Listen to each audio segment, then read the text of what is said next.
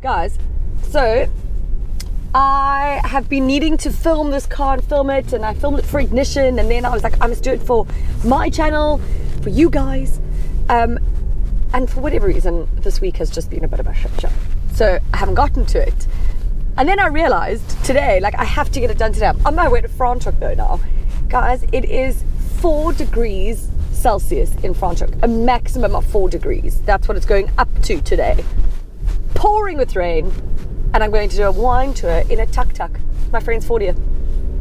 I mean, obviously she had a different vision in her mind when she booked this. However, this is now what's going to happen. Open air tuk-tuk, 4 degrees, torrential rain. I'm quite glad that I'm currently sitting in an Alfa Romeo Stelvio, so I shall keep warm for the time being, because obviously there's heated seats and stuff. Speaking of which, I'm actually going to kick that off about that, because so this Veloce model is really impressive when it comes down to spec. Like, it's so heavily spec that the only option that you can have or get is the sunroof. That's 20,000 rand. Otherwise, everything else is standard. Heated seats, heated steering wheel, charge phony thing, you know, like climate control. Okay, what is the vibe? Guys, if you don't know what the just put your indicator on. Put your indicator on. Anywho, okay, back to this. So we did see a little bit of a revision last year, I think it is. This has got a bit of more of like a nip and tuck, so it's got a new front and stuff. Inside, you've got this new 12.3-inch TFT digital jaw cluster, whatever. It's got like 3, I think that's the big news. I don't know. It's got 3 layouts or whatever, which is like heritage and something and something. It doesn't change so drastically unless I'm doing it wrong. I don't know, but it all looks very nice in here. Bearing in mind this goes up against like Mercedes-Benz GLC, Range Rover Evoque, Audi Q5, BMW X3, my fave, Volvo XC60, Lexus UX, like, so it's got some really stiff competition. And here's the thing with a Stelvio, maybe Alfa Romeo in general, like, it doesn't sell very well. Not that it does terribly badly or whatever, but it just, like, when you compare it to its rivals, right? Like, so what this does in like an entire year, its rivals can do almost like in a month. Okay, so it's like really, it's like a unique boutique buy. But yeah, it's still very upmarket. It's a really good product overall. It just doesn't seem to sit, you know, up to those numbers.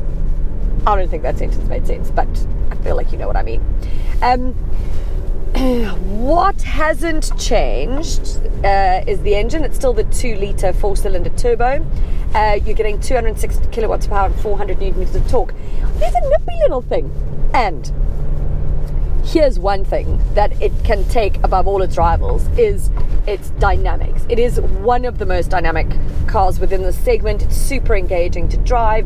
You pop it into dynamic, and you really feel it. Like the throttle response kind of like, you know, increases, and the steering sharpens up and everything. So it's really quite fun, actually. I think just a message came through, and I just see it is an invoice that I must pay. I want it anyway. So like, I think that's where it has the edge over some of its rivals. The thing is, like, it does feel quite sports car like, right, and not as sort of family car, but it is practical still. The boot is really on par with the competition. There's enough space in the back. There is one thing that I struggled with, and so I know that Stellantis or anyone from Alfa or any fan or whatever is going to be like, oh, this is how you do it, it's so easy or whatever. The thing is, I could not get Luca's car seat in the back, okay? I struggled to click it into the ISOFIX, the way they position. And I have this sort of thing now, obviously, because I have to put a car seat into a car and a different car every single week. And here's my thing. It shouldn't be difficult. So I shouldn't have to be shown how to do it. So for me, that's a real negative. And most people who are going to buy this car, obviously, they're going to have to pop that car seat in once, and then you're good to go for a long time, no problems. However, not everybody does that. Some people maybe do swap seats between cars, like between partner and partner or whatever, I don't know. Maybe they're divorced, maybe their grandparents are involved, do you know what I mean? And they're having to move the car seat around. This is like a real issue. For me, it would be anyways. However, so I haven't put the seat in, I was like, whatever. So I used my husband's car when I had to take Luke anyway, which is a Volkswagen Up. It is not this, I mean, I love it. It's not as fancy as this, you know? Bummer. Okay. Price-wise, it comes in at the same price as the outgoing model. Pretty impressive, which is at around 1.2 million. Would I spend that? Nope. Mainly because I don't have it. But I don't know what it is. There's certain things that bother me. This infotainment screen is not good enough. Bottom line, it's just not. It also took me forever to pair my phone, to figure out how to pair my phone. Then it's not particularly responsive or sensitive to like the touchscreen part of it. Trying to find things is a nightmare. Again, it's just not user-friendly enough. And that sucks, you know, but maybe with a new model, then that will be upgraded and be better, because it needs to be. Okay, that's like my biggest sort of issue and biggest gripe with this car. It just also looks really tiny, really outdated. And look, there are at least like a volume button here and button, because and the aircon and everything, climate controls, all traditional buttons, thank goodness, because I hate a touchscreen anyways. But if I have to look at the competition, this is what I have to compare it to, right? So, and I have to bring it up. The other thing is the fuel consumption. I'm sitting at 11.2 litres per 100 k's. That's way too high. I've been driving like a hooligan, but still, it is high, and it needs to be lower than that. Drive mindfully, I'd say. Otherwise, again, like a really cool alternative to the competition, you know. I would say it's like worth considering if you want a family car that also feels a little bit dynamic and, you know, all that jazz.